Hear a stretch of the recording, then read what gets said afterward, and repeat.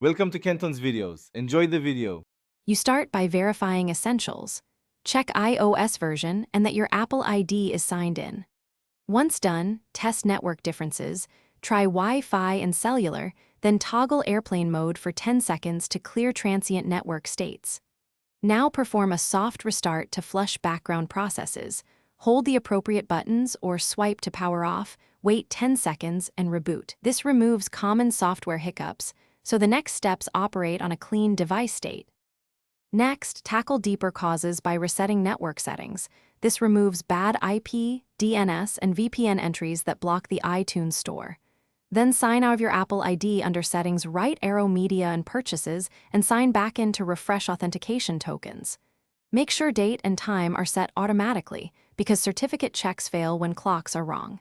If issues persist, set DNS to 8 temporarily to bypass ISP DNS caching.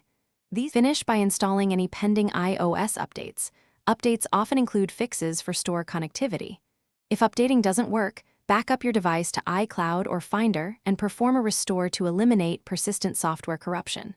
After restoring, test the iTunes Store before reinstalling apps. If the store still won't connect, try signing in with a different Apple ID to isolate account problems. One key troubleshooting tip: if nothing fixes it, hardware network faults or Apple server-side issues may be at play. Contact Apple support. Thanks for watching. Consider subscribing if we helped you.